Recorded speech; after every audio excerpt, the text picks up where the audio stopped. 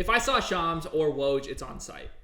Welcome, ladies and gentlemen, boys and girls, to another episode of the Bright Now podcast. We're recording this on February 3rd, 1 p.m. Eastern time. My apologies, guys. My name is Dash, and I'm the Lil Wayne to my Drake, the guy who wouldn't get off his phone at the game, for God's sake, TJ.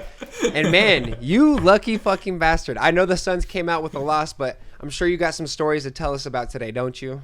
Oh, absolutely. It was an amazing night at the Hawks game. I was not on my phone. In fact, if you check out our Twitter feed, there was one video that I took at the game, and I got lucky enough that it was a Kevin Durant made three. That's sick. The one. Posted that up. Easy money sniper, just getting after it. But no, it was just absolutely incredible. I know we're going to touch on the Nets game in a second here, but just kind of want to open it up talking about like the fun that was had last night in Atlanta. So I went with my father to the game. He had gotten the tickets, so a little birthday gift from January, kind of bleeding into February. They're row 3, so we're right up on the action and just sitting basically right behind the coach's bench. We're 5 feet from Frank Vogel the entire time the game's going on.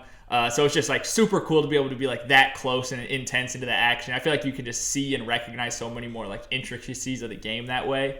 But I mean, from a fan perspective, nothing you could really ask more of in terms of a basketball game. Just a ton of fun, a lot of great shot making on both sides. We got there really early, so before tip off, we were both already like 3 beers deep. So just feeling great, like loose, nice. What were you sipping on? Oh, a little Michelob Ultra, the official beer of the NBA. You know how the official. You got to go with the official. Tap in Ultra. Tap into the Bright Now pod. Exactly. Drop the bag. We will sell our soul to you, Mich Ultra. And so we met. There was a lot of Suns fans in the arena too, which was a really fun thing to see. We actually ran into somebody when we were waiting in line. He was wearing a throwback Charles Barkley jersey, and just kind of started chopping it up with him about being a Suns fan. It turns out he's not even from Phoenix. He's always been in Atlanta, just grew up as a Charles Barkley fan and kind of stuck it out. He says he goes to one game every year, and it's this game when the Suns are in town.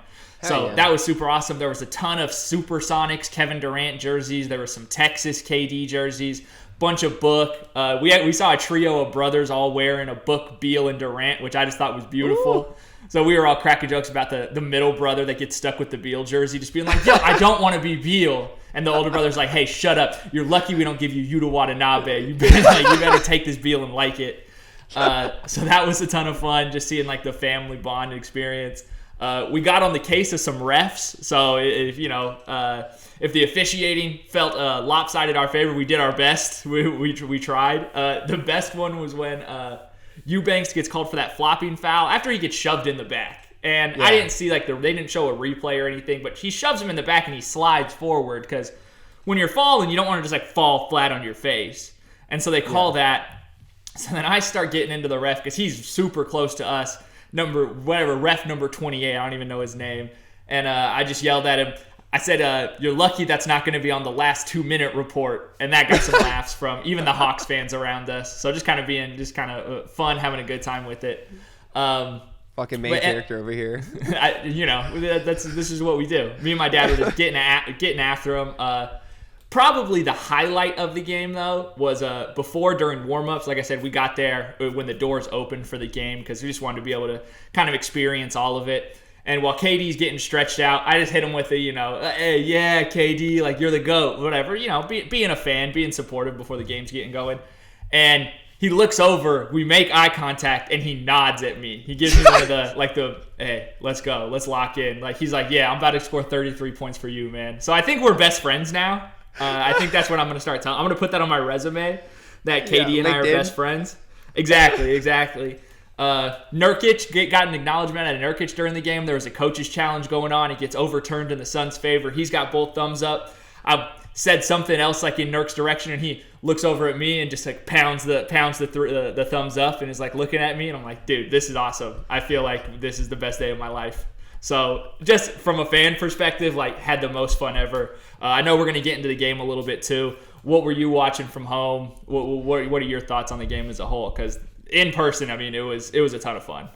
Yeah, no, it's hilarious. I mean, the whole time I was looking like a fanboy, or I was like inspecting the TV. I was like, my friend's out there. Look, look, this is my friend right here. Just like a little blob on the TV at the bar that I work at. But no, I was super happy for you. I was looking for celebrities. I know I texted you. I was like, bro, do you see Boosie out there? And I know Boosie isn't the greatest guy in the world for everybody, listening to the pod, but Boosie is a legend in Atlanta and in the music industry, and just like that, not to be the guy, but the culture of rap as a whole. I know you saw 2 Chainz as well. Did you see anybody else out there? We did see 2 Chainz. We didn't see Boosie, which was disappointing because every other Hawks game I've been to, when we've just been in like the other lower level section, I've always like seen him from afar and been like, oh shit, like explaining it to my dad or my mom, whoever I'm with. And then so we saw 2 Chainz. He knows how to play this. Like, he has season tickets. Like, he's at the game so much they never even show him on the jumbotron. Because I've been at other games where like one game, Quavo was there, and like they do the whole thing showing him on the jumbotron or whoever else is kind of famous. My dad said what's up to Kyle Korver. Oh shit! What? As we were walking to our seats, I missed him. I was just like not paying attention, just head in La La Land, and we kind of crossed paths. Somebody had taken a picture with him, and he just hits him with a, "Hey, how's it going?" And Kyle Korver goes, "Hey, what's up, man?" And just whatever. And then my dad looks over, he's like, "Hey, was that Kyle Korver?" And I'm like, "Dude, I don't even know who you're talking about." I'm just like staring at like KD and Devin Booker shooting warm up jump shots. That's hilarious. No, yeah, and Kyle Korver probably looks like just the average white man. So I'm sure you and your guy Jason would have fit right in perfect. Just hey, good to see you, man. Good to see you. Yeah, exactly. He thought he knew us too. That's hilarious. Hell yeah. No, but just watching the game, it was a pretty cool game. I mean, even that first half, I'm personally not a Trae Young guy, but man, he hit 2 of those deep threes just right off the bat. Really exciting. We saw Bogey get hot right away in that first quarter. He had that heat check. That's how damn hot he was. And you saw the KD experience. I was really happy for you. You saw a really good KD game. I think he finished out with 35. He was really just murdering out there. Was taking threes, hitting threes. And you saw the famous turnaround at some point. I know in the game. That's just a thing of art, right? A thing of beauty to see. That was my personal favorite thing to see. One thing I asked you to look out for, and I wanted to see, did you notice how tall KD was in comparison to his teammates? Dude, he's taller than Nurkic. Yeah. The only thing is he like hangs his head kind of low, which has always been kind of his thing. Like, he just never has his head like neck elongated. And if he did, he would be like way taller than him. But yeah, it's actually like insane to see in person because they still list him at 6'10". So either Nurkic is lying or KD is actually a 7-footer, which I lean that way. Yeah, I think KD's capping. I've been saying that ever since he came into the league. And he grew a little bit, so bro's definitely around 7 foot, 7'1". Even on the broadcast, they were talking about this guy's leaning more towards that 7 foot area than the 6'10", and I absolutely believe them. But I mean, talking about the actual game as a whole, Suns did come out with a loss. I know you said you had a good time and everything like that, but we continue to see the same struggles. We saw the turnovers happen. We saw, the fourth quarter not being able to win, and going into the fourth being down 5 is not going to help us at all. We know we're used to being up 20 in the third quarter in these games that we win, and then just, going ahead and losing the fourth quarter by 3 or 5. Still, I got us up 15 by the end, but and it kind of does go into the Nets game that we do want to touch on at some point. But were there any things that you were seeing specifically within the team, being there in person, that maybe can contribute to why we're losing in these fourth quarters? Yeah, it just seems like we still have some offensive dysfunction as far as getting into our actions. And it definitely doesn't work when we're a team that plays at such a slow pace where we aren't really pushing it up the court. We are trying to get into the half court and run something. And they're being so close to it, you could kind of see the miscommunications between players where guys are getting a little annoyed with each other too. I know like Beal was getting a little frustrated. There was parts where Eric Gordon didn't seem like he knew what the play was running was, and people are just kind of running around like chickens with their head cuts off on offense. So that's a big part of it. Like you mentioned, the turnovers, 17 turnovers to only 10 for the Hawks, and we gave up 21 points off of those. And a lot of them came at inopportune times. Even early on in the game, Trae Young just takes Devin Booker's cookies and takes it in for a layup, like just pokes him. KD had a couple of plays like that as well. So when guys are that ball dominant, like you can't be upset at every single turnover, but when it's a consistent theme and they're just getting up more shot attempts than us, like what the hell are you supposed to do? Like they took 7 more field goals than us, and that's just a hard a hard way to win. 12 offensive rebounds, a lot of them kind of multiple ones on same possessions, or when we do finally have a good possession, we force a bad shot, and then we just can't come down with it. So I think that's really what the game came down to, was this not getting enough shots at the rim because of those turnovers and the offensive rebounds the other way. Yeah, I mean, and like sticking with what the numbers are talking about with how you said, I mean, we're looking at the field goal percentage, and it's 53% Suns to 51 of the Hawks, so we win in that battle. But like you said, just flat out not enough shots. And this Hawks team is obviously known for taking more threes. I know they only hit 3 more than us, but I mean, they took more than us. You know what I'm saying? That we only took 37 of their 44. And at the end of the day, threes are worth more than 2. And it seems like we can't figure that out ourselves. And the turnover battle, like we talked about already, is going to be a huge issue. And it goes into more of a mindset thing, I feel like, at the end of the day, in terms of you're turning the ball over so much. It's going to get you frustrated. It's going to get you pissed off. As you said, KD had that turnover. Booker had his pockets stolen. Sometimes Nurkic does like I almost said like the Hunter Robbins, like people who are listening know who that is. But like the big guy that gets the rebound and brings it down and just gets it stripped. I feel like Nurkic does that kind of too often. It kind of made me want to talk about into Jalen Johnson, because Jalen Johnson was really good at reading whenever he brought down the ball. I wanted to ask you, TJ, I know this is straying away from the Suns specific, but for the Hawks perspective, how good do you think Jalen Johnson can be? Because he is good. Like he's very good. I just don't know how good this 22-year-old is. But what were you seeing out there in person? That like were you impressed with his game as a whole? Not breaking any news here, but like we all know, he has the body type to be a very high impact player, especially playing the 4 and sometimes kind of a small ball 5. It's really interesting. He's confident enough to let some threes fly as well. Yeah. Let me pull up how many attempts did he have. He remember hit 2 seeing big ones a couple in that first half. Yeah, exactly. So he's 2 for 6 from 3. So he keeps the defense honest in that way as well. I'm trying to think of who a good kind of ceiling player for him is, or even just kind of like a floor. Like who is just a really physical, hyper athletic power forward. Like he could be like a poor man's Julius Randle in a way. Yeah, he fits that mold somewhat, and he's so strong as shit. Yeah, so the Hawks definitely need to hang on to him.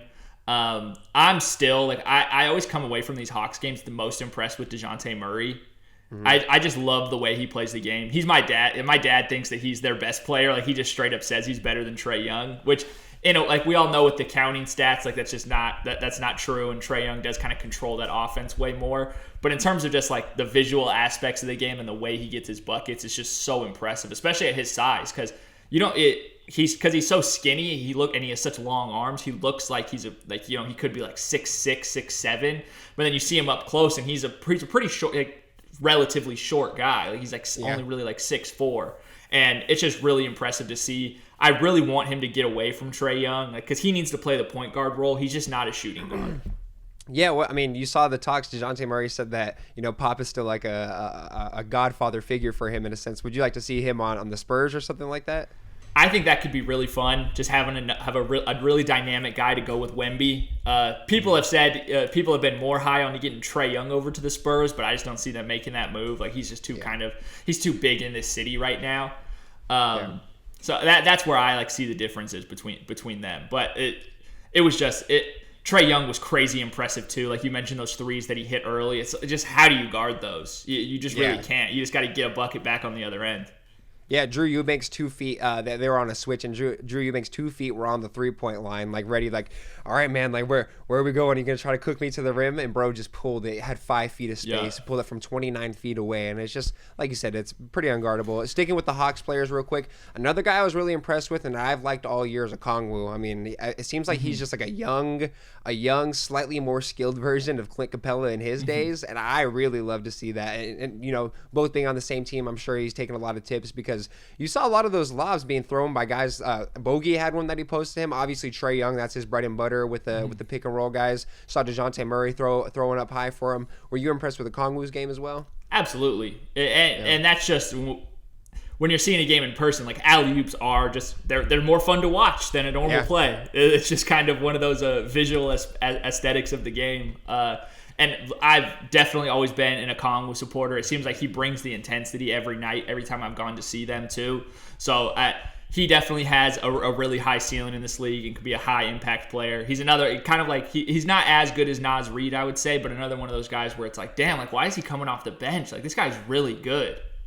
Yeah, no, 100%. And then one more thing I wanted to talk about specifically in person. I know you got a little bit of bits and pieces. We're talking about the body language doctor, TJ. But before we get there, I did want to ask, me going recently to a game, an in-person game, and maybe it's just because we don't go as often as like say like the commentators do, for example, but was it sometimes hard for you to like follow all the way through what the actual like in-game things were going on? Like there's just so much happening around you. Yeah. Because like for example, like when you're watching something like either on your monitor or you're watching on the TV, it's a little bit easier to follow through, see what constant patterns are happening. But like in person, is it kind of overstimulating?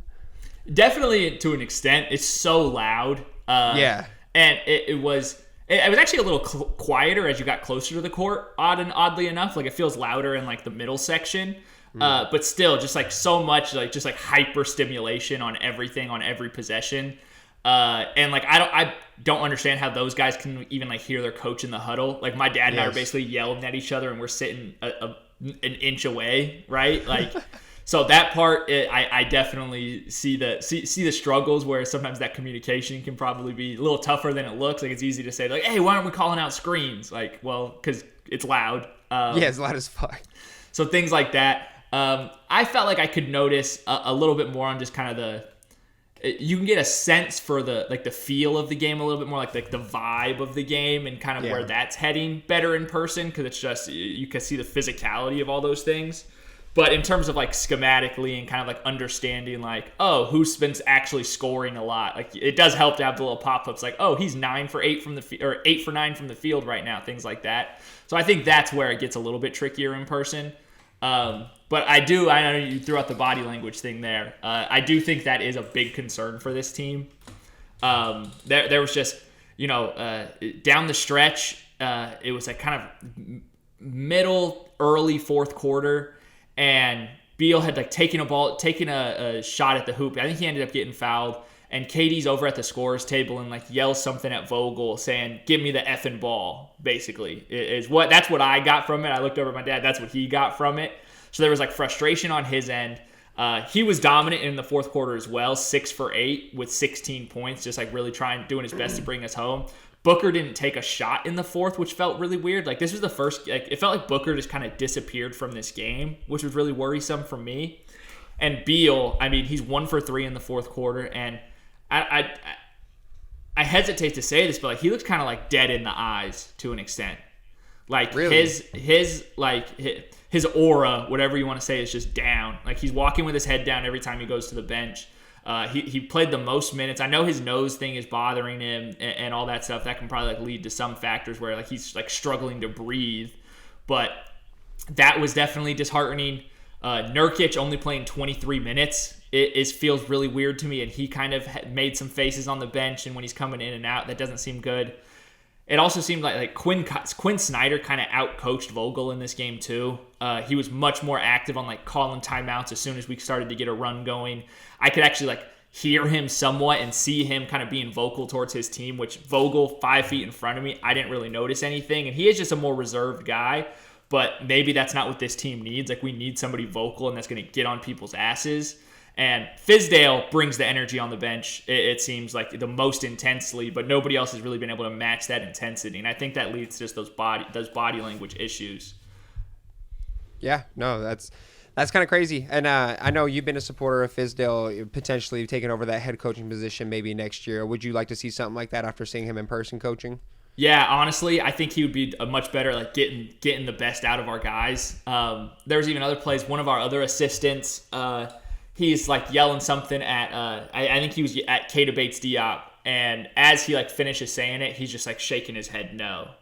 It was he's like, "Hey Keita, go this way," and he's just one of those looks.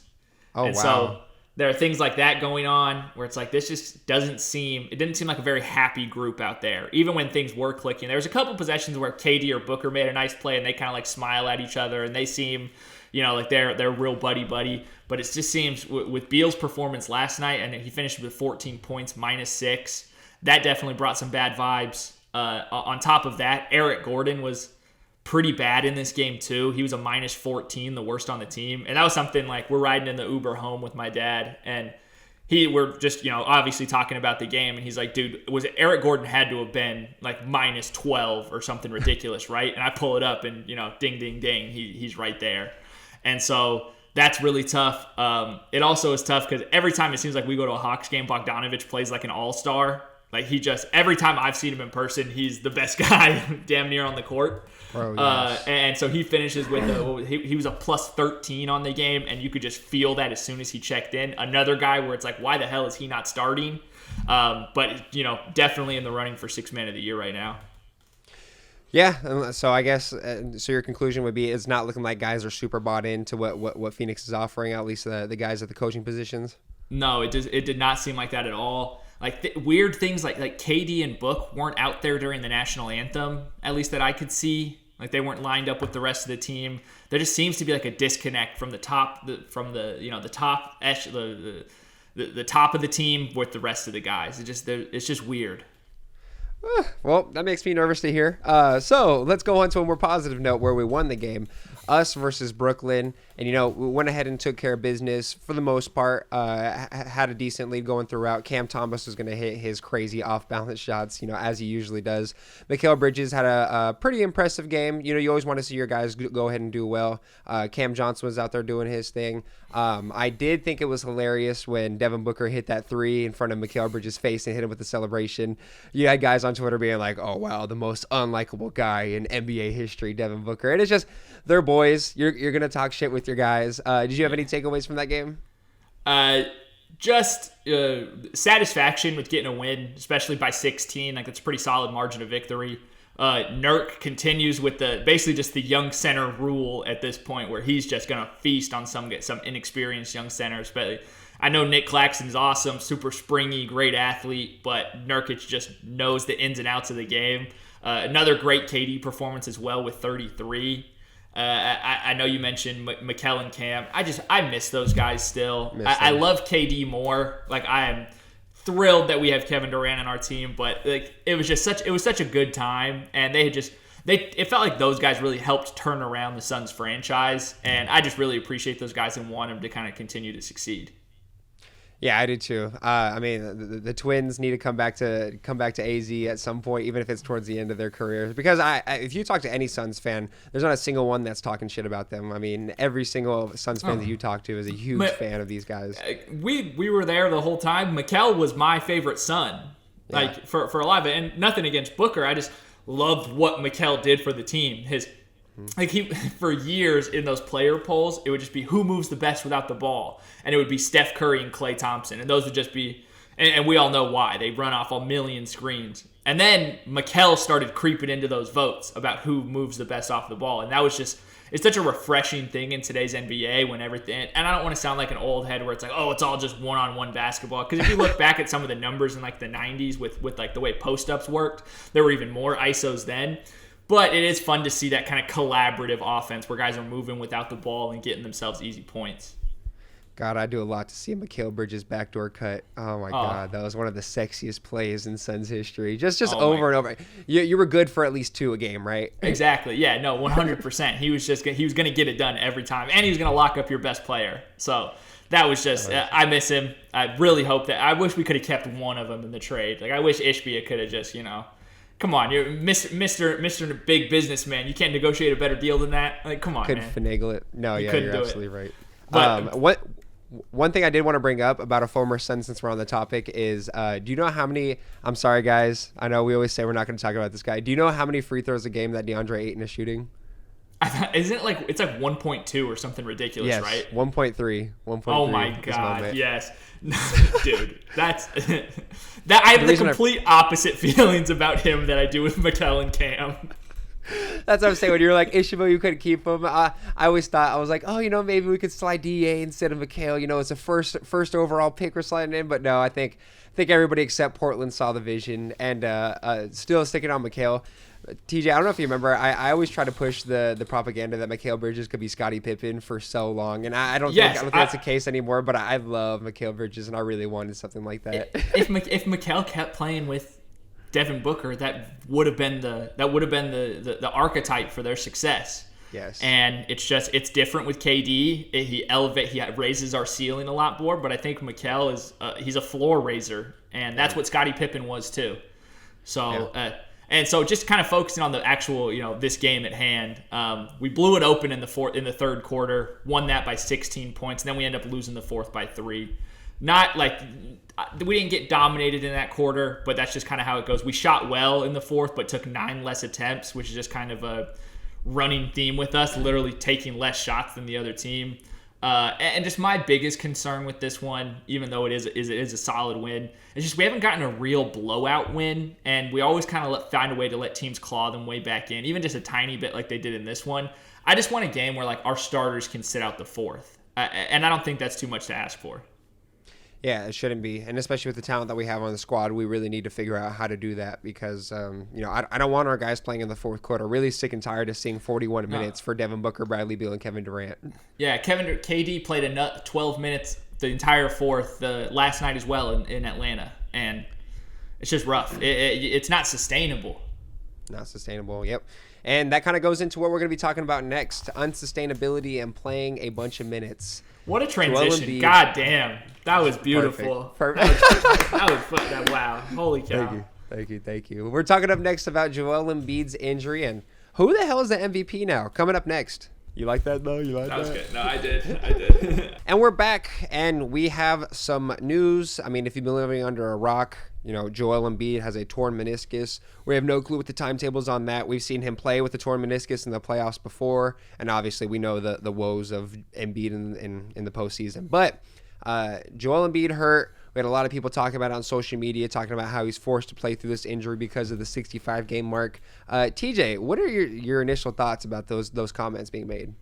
Yeah, to an extent, I'll just start this off specifically with Embiid. If he wants to play hurt, that's on him. I don't necessarily have sympathy for it because he only played to win the award. And the point of playing in this league isn't to win those awards, it's to win games and championships. So if his mindset isn't that of, hey, I need to be healthy for the playoffs because I want to win and I've already got the MVP, I don't need to push myself for that. But it seems like that selfishness of wanting the award is driving that decision. So that's why I have my hands off of that one. You're just not going to get any sympathy from me there. So then I wanted to do some digging on just because Ryan Russillo had made a point that most of the time voters don't vote for guys that played less than 65 games anyway. If guys, that does come down to it, their decision making where it's oh, this guy played 10 more games than the other guy. It should go this way. So going back to 1990, I tried to go back to the 3-point era and beyond, but it's just the amount of numbers, it was just way too much to throw together quickly. But since 1990, only 19 players have made All-NBA first team playing less than 65 games. 15 of those 19 came on shortened seasons, the 98 lockout, the 2011 lockout, the shortened seasons due to COVID, things like that. And then the other 4 were a little bit surprising in ways, but Shaq in 2005 and 2006 played less than 65, and he did it in 97-98 while making first-team All-NBA. CP3 did it in 13-14, and then Giannis did it in 22-23, playing 64 games. So it's basically already always worked this way. So having the rule doesn't really change things. Voters, this was just what voters already did. They understood the difference between games played and how it actually impacted it. But I do think the reason that people are pushing back on it so much now is because the NBA has always been based on per game stats and not totals, like how you do in the NFL, where if a quarterback in the NFL only plays, he plays less than 79% of their games, he probably won't win MVP because he won't have enough games to have the numbers to do it. He won't have the passing yards or the touchdowns, things like that. But with this, since we only look at, he scores 36 points a game, that's the MVP. And it's well, he did it half as much as these other guys who were much more consistent on a night-to-night basis. And so I think that just flips our mindset about everything, the way we talk and look at it. But if this was what voters were already doing, and the NBA did need to make a stand about rest, the 65-game thing was to stop rest. It wasn't to force people to play through injuries because, hey, sorry, if you get hurt and you miss that many games, you weren't going to make it anyway. It's specifically about the nights that you are fully able and ready to play, but you're taking it off because it's the second night and you want to go out in Miami. Yeah. No, 100%. I think that NFL comparison is really good because you're completely right. Like, how are we going to punish guys for having lower averages because, they're playing these nights? They're not taking as much rest. I mean, Nikola Jokic is a perfect example, a guy who more often plays over 70 games than not in most of his career. And so I think guys like that shouldn't get punished. And I thought Shams, he went on the Kenny Beecham podcast recently and made a really good point that the 65-game limit, you see guys like Halliburton complaining about it. He's going to miss out on some money if he doesn't hit that mark and get that first team All-NBA selection. But the Players Association made the limit. It wasn't like the league was like, hey, this is what we're doing, dictatorship, stamp of approval. No, these were voted on by the players. And I think 65 games is not a ridiculous amount to play. If I'm being honest, I'm not an NBA player, as I've said before in the past. But, I mean, I don't know. I think 65 games, what was it, 77%? It's 79%. 79%. I don't think that's a ridiculous number. Call me crazy, like I said. We just want to see guys play games. And if Embiid was hurt in that Denver game, I know there's been a lot of jokes and memes about him ducking smoke. But, they got fined because Joel Embiid, had 15 minutes before the game, they said that he was not going to be playing in Denver. Because there are rules in place. And maybe it does need to just be the NBA researches more into the injury report every time, and they have their own kind of league doctors that also have to kind of confirm or deny if it's a valid reason to sit out. But I just don't have any sympathy for that if you just care about the award. That's not the most important thing. And the way it impacts your contract and all this stuff, you're also not going to get any sympathy from me because next year you can only make $30 million instead of $40 million. I don't give a shit. So I don't have a say in the matter anyway. It's not like I'm in these rooms voting on it, but the whole reason this exists is because fans pay to watch your games and they want to watch the good players. And that's why there's a limit on the awards, because apparently guys only care about awards and that's the only way to get them to play more. So I know you wanted to touch on how this is going to impact the race this year. So I'm just kind of super excited to dive into the ramifications of Embiid clearly not going to be able to win the award. Yeah, because as you said, it felt like he was definitely trying to get this award, and that was something that I was kind of excited going to this season to see if Embiid would take his foot off the gas and make sure he was good for the postseason. And obviously we haven't seen that, an increased usage rate, averaging a shit ton of points coming into games to make sure that he's getting rebounds. But I don't want to make this a shitting on Embiid thing. It does suck having one of our top-end player talents being injured for who God knows how long. A meniscus can be kind of serious at points.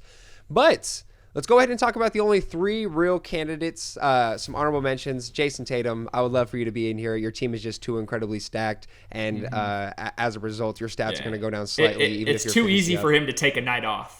Yeah, or even just to have a bad night and win. Because if he's having bad nights and you lose, then teams look at it and go, "Oh shit!" Blah blah blah. Jason Tatum, he has to have a good night or else they don't win. They just don't need him that much.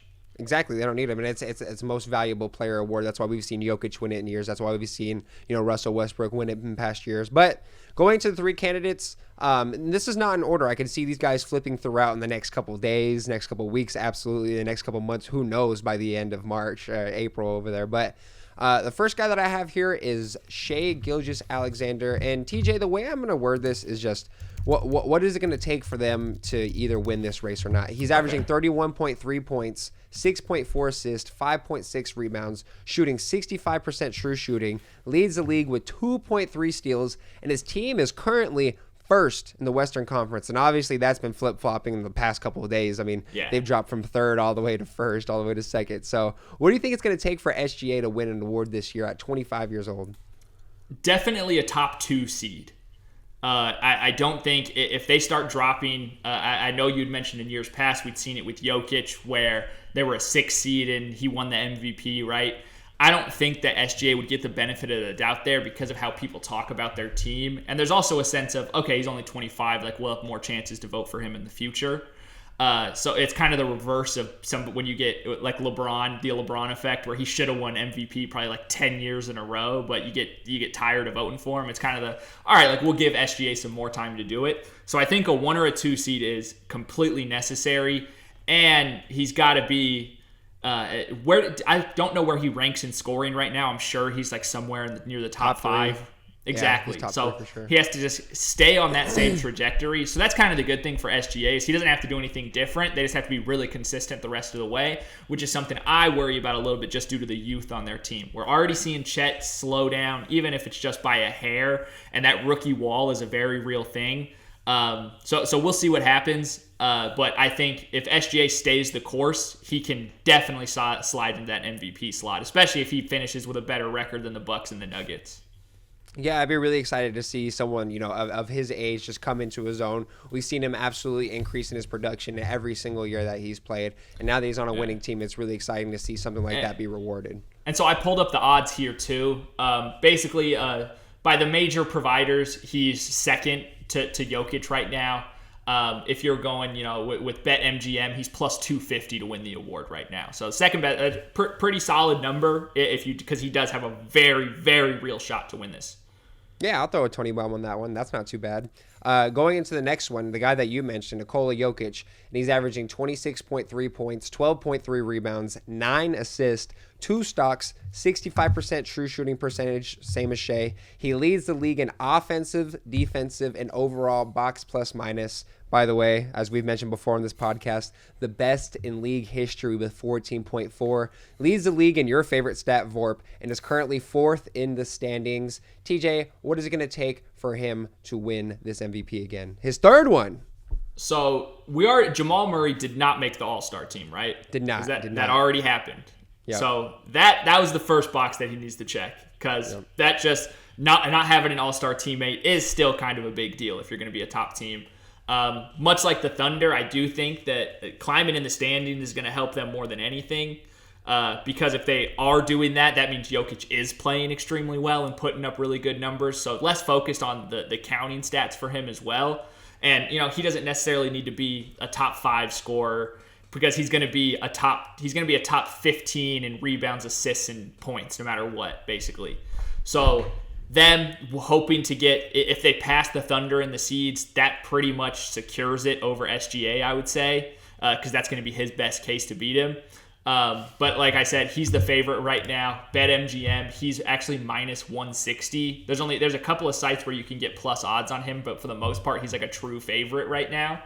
And then it's also just going to be health for him if he's going to get to that 65 game mark. I know he's missed a handful of games this year, right? It seems like a pretty fair bet. I think he played 69 games last year. So health and, again, winning. I know I'm kind of a broken record with that, but that's who I think the award always should go to, is kind of the pretty close to the best player on the best team somewhat, and Jokic is going to have that case. For sure, and I think that someone like him will have some leeway. I hope. I could definitely see voters fatigue playing a role into this. But to stick on to your point we were talking about earlier, Nikola Jokic is currently 4th in assist and 3rd in rebounding in the league right now, averaging a light 26 and almost 26.5 points a game. So I think he definitely deserves that favorite spot currently at the moment. I would not be opposed to seeing him win his 3rd MVP because that absolutely catapults him into some crazy stratosphere of players, which I think is completely deserving. I mean, we see he's able to do it in the postseason with a little bit of help. I mean, Jamal Murray, let's not act like he's a scrub. I know you just mentioned him not being an all-star, but everybody who knows ball knows that Jamal Murray really, really is a hooper out there, averaging a 30-point triple-double in the finals alongside Nikola Jokic.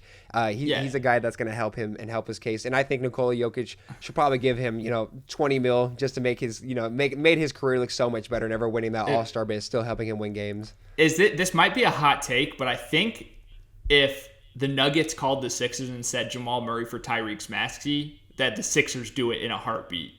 Especially just in terms of matching the timeline with Embiid. And I know Maxey did just make the All-Star team, so theoretically he's a more accomplished player or whatever.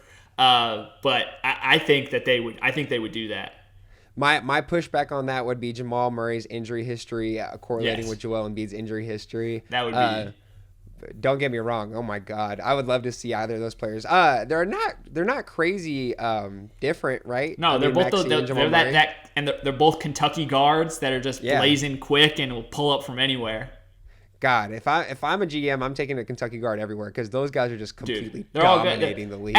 The worst Kentucky guard is like Tyler Hero. Yes, that's and he's amazing, and he's fucking really fucking good. I'd love to have him on your bench. Love to have a Tyler Ulis on your bench. Yes. That's hilarious. Okay, well, transitioning into our last guy, that's into the serious MVP talks. One of me and yours favorite players in the league. That's going to be Giannis Antetokounmpo, averaging 31 points, 11.6 rebounds, 6 assists, shooting over 60% from the field, 2.5 stocks, and his squad is second in the loaded Eastern Conference. Those Knicks are creeping up on him. Shout out to the Knicks. But what is going to take for Giannis Antetokounmpo to get over the hump of Nikola Jokic and SGA? I would have to say, so I'm going to start this just talking about the Bucks as a whole. I had mentioned this to you yesterday, but I think the Bucks are the scariest team in the league because they're still the biggest unknown, given the whole the changing coach situation. Bringing in Doc Rivers in the middle of the season when your team's at like 30-16, right? Just very odd. And now they're still second in the seed. They got the Knicks nipping at their heels right now. If they can just maintain their spot as a top 2 seed, and right now Giannis is, why is this not showing per game? There we go. Showing totals from NFL bullshit. Exactly. Giannis right now, he's 4th in scoring with 30 a game. If he stays above 30, I think that's a really damn good case because he's also going to be, he's as good of a rebounder as Jokic. I don't really care what anybody else has to say on the matter. Where is he at in rebounds? He's 6th in rebounds right now. As far as assists, he's still in the top 26, which is very impressive for his style of play. And he's not the same kind of passer point guard that Jokic is. So that part of it, if their defense can climb up those rankings as well and really right the ship in that department. But the fact that all the talk about them is how poorly they have played this year, and they're 32-16 and the 2nd seed in the Eastern Conference. Like, if that's their bad, then they're going to be terrifying come playoff time. Yeah, and this isn't like a 2015 Eastern Conference where we got weak teams. All due respect to the Atlanta Hawks, but when they were the 1st seed, we got teams like the Orlando Magic getting in that 6th seed where their best player is a young Aaron Gordon. This is a really, really talented league that we're currently in. And for exactly like you said, scariest is the best way to describe them because these guys can absolutely get it clicking. And when it gets clicking, it's going to be bad news for the league. And I did want to touch on something for all 3 of these guys as a whole, but the reason why I'm doing it when you talk about Giannis is because he's my personal favorite, but who, in your eyes, is most visually dominant out of these 3? Because, SGA, you can make a great argument. You see him absolutely destroying people in the one-on-ones. He's always looking for the second person coming at him. Nikola Jokic, he's the king of looking at the second option, whoever's cutting on the baseline. But Giannis Antetokounmpo is looking for the wall at the rim for him. Who is the most visually dominant out of these 3? Pure eye test. I'm going to work kind of backwards. I think Jokic is probably the least visually dominant when you actually watch the game, and it's going to be amazing, but you kind of have to keep your eye out for some of that amazing stuff. Like, you never know quite when it's going to happen. It's not quite as in your face as the other guys.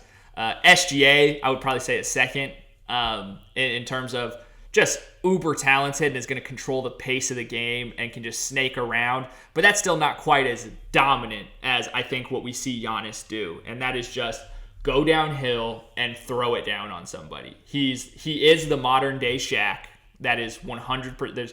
He is the closest thing to Shaq since he left the league. He's just the new evolution of it because now he can just handle the ball 10 times more.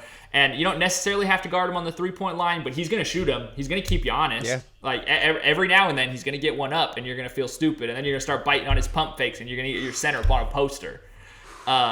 So I think Giannis is the most dominating in that sense, and that's how I think he can, if he can continue to dominate both sides of the ball, that's where I think he can vault that place in the MVP voting. Because right now he has actually the 4th worst odds. They have Luka ahead of him right now, and Giannis is at you can get him for plus 1,000 on certain places. BetMGM has him at plus 550, so they're a little bit more conservative.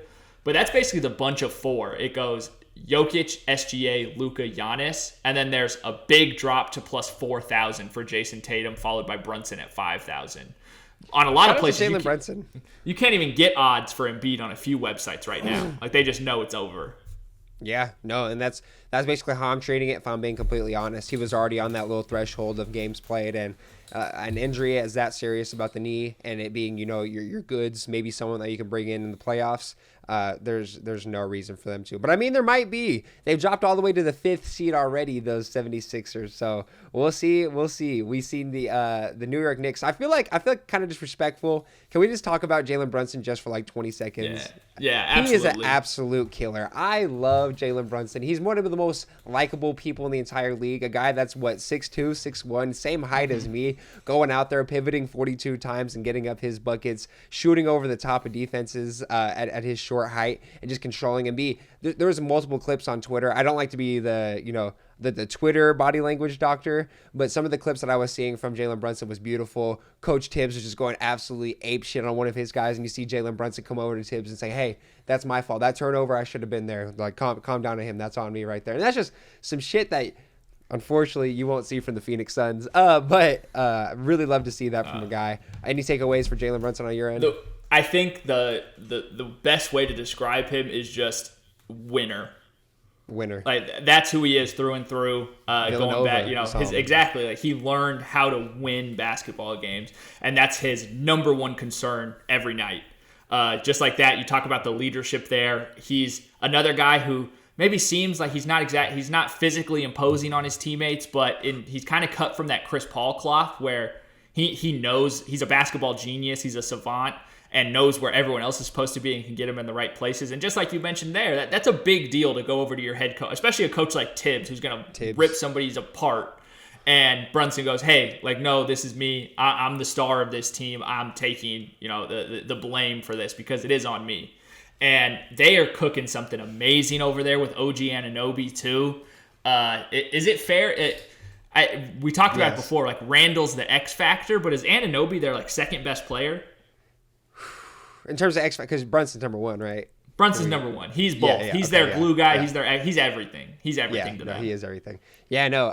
I thought something that was really interesting that I've been bringing up to people ever since you told me was the young Kawhi Leonard comparisons. And I don't want to get too far ahead of myself. I know it's only a 9-game win streak in the dog days of the NBA, but man, oh man, I don't think me or you were, either of us were super high on Anunoby to this point. But holy shit, he has brought just something different to this team. And I think you're right.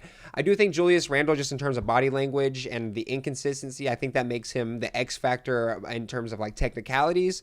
But man, what he brings to this team, OG Anunoby, good God Almighty, it is dangerous. Match made in heaven for the New York Knickerbockers. Absolutely, they really do just fit the brand of that city. LA has always had the better star power. That's just kind of how it's been in New York. For being the big metropolitan, biggest city in the country sort of thing, they're best when they got that kind of nitty gritty team. And Brunson is one of those guys. Yep. Exactly. Brunson he's the best Knick since Patrick Ewing probably. At this point, I think he already has as many playoff series wins as Carmelo, right? Yep, I'm not a big Carmelo guy as much as some other people, so you don't want to get me started there. But we've gone enough on the tangent there. We do got one more segment, and that is Watch, Record, Netflix. TJ will be putting us on coming up next while we're recording. I sweat. My armpits are drenched, all the way to my hips.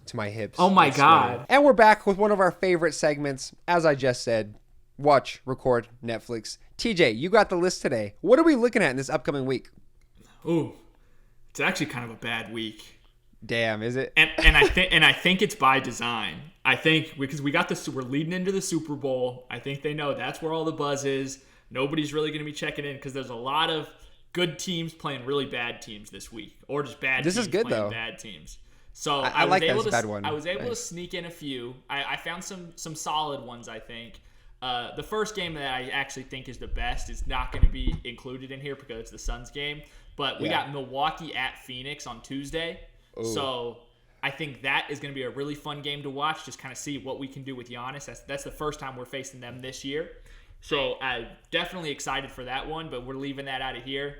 So for our segment, Watch, Record, Netflix, these are the 3 games we're looking at. On Sunday the 4th, tomorrow, we got the LA Clippers at Miami. So that's the 3 seed in the West versus the 7 seed in the East Heat. I definitely think that's got some sort of playoff implications. I know they're in different conferences, but we all believe in the Miami Heat. Most people do to an extent. Maybe we're not quite those people, but they're still talked about as in high regards. And the Clippers, they're still a lot of people are saying they're the best team in the league, but still have some things to prove. So we'll see how they come in. Who knows what James Harden's doing tonight in Miami before this game. I'm 1,000% sure he flew in early. So we'll definitely see how that goes. Coming up next, we got on Monday the 5th, we got Dallas at Philadelphia. So no Embiid in this one. This is one of the reasons why it's kind of a struggle to find one. But I think it's interesting to see how much Maxey will be able to elevate his play versus Luka and Kyrie. I think that still has some fun implications there. And then the final one on Friday the 9th, we got Denver at Sacramento, the current 4 and 5 seed. Denver's up 6 games in the wins column right now, but they're very, right next to each other in the standings. Very similar play styles to an extent. The Kings are in a lot of ways just a poor man's Nuggets, but still should be a super fun matchup. So out of those 3, you got Denver, Sacramento, Dallas, Philadelphia, and LA Clippers versus Miami. Who are you going with?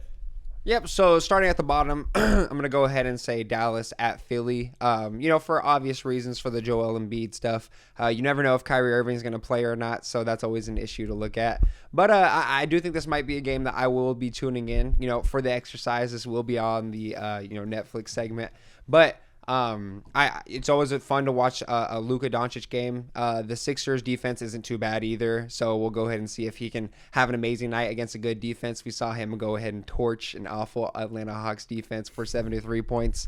And then in second place here, I might actually have the Clippers at Miami because, as you said, this Miami Heat team can be sometimes abysmal to watch during the regular season, but they do get up for big games, it does seem. The LA Clippers always, I want to say as an NBA fan, a joy to watch, but always a pain in the ass as a Suns fan to watch because every time I watch them, it makes me more and more nervous of them. Every time I see Norman Powell hit 3 threes in a game in the big clutch situation, it makes me tense up. The butt cheeks get a little clenched. I can't lie. Norman Powell is officially in underrated territory. Yes. He kills teams, bro. He's amazing.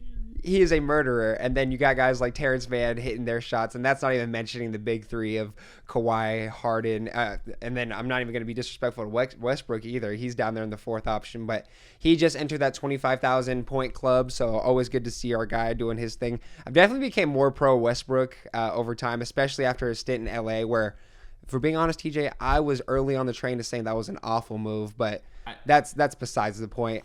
Westbrook doing his thing, playing in a role that I've been wanting to see him in for a couple years now, has been awesome. And then for the number 1 spot, it's going to have to go with Jokic versus second-tier Jokic, Domantas Sabonis versus Nikola.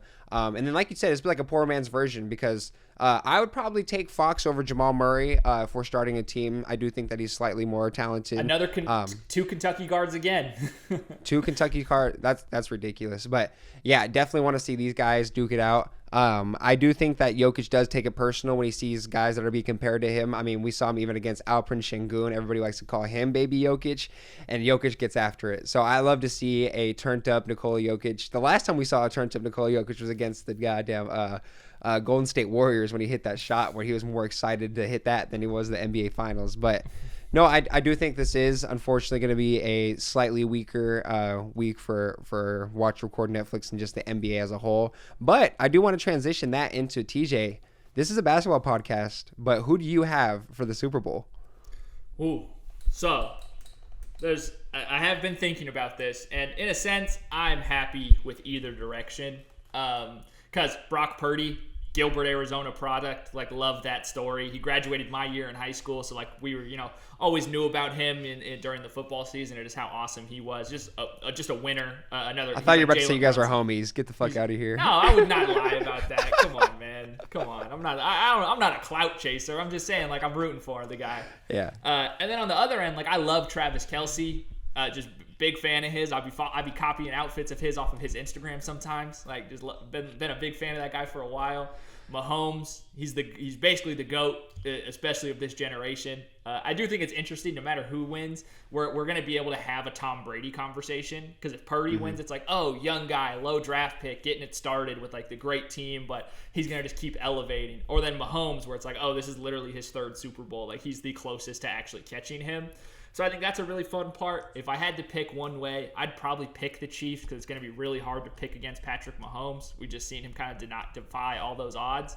But where are you leaning? I know you were like a Chiefs bandwagoner for a little bit. Yeah. So Cardinals fans, plug your ears.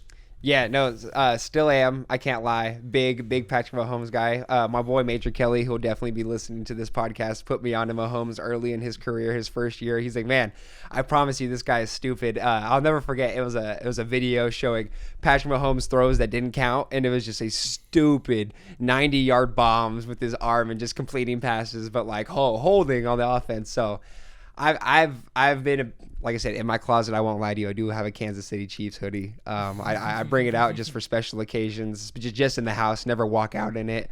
But huge fan of them. I would also have to put money on Mahomes and them winning it all. I think Brock Purdy might be a system guy. You know, I'm not an NFL guy as a whole, but I have heard the talks. Have seen the film where people are saying that he's not as big of a guy as people think he could be in terms of the superstar level. But it is crazy to think that there are guys still in college that are older than Brock Purdy currently in their last year of college football, which is ridiculous. But super excited to see what this is going to be all about. I wonder how many more Super Bowls, or if there'll ever be a time in history where the NBA Finals will have more views than the Super Bowl. Will that ever happen, TJ, in our lifetime? Ooh, that's rough. Just literally because the fact that it's 7 games versus 1. That you don't think a Game 7 maybe? Maybe we could get a really awesome game. Once, if we can get some more CTE research and, we just determine that, football is just, abysmal for, we just have to cancel football across the board, I think that's our best shot. Yeah, you might be right there.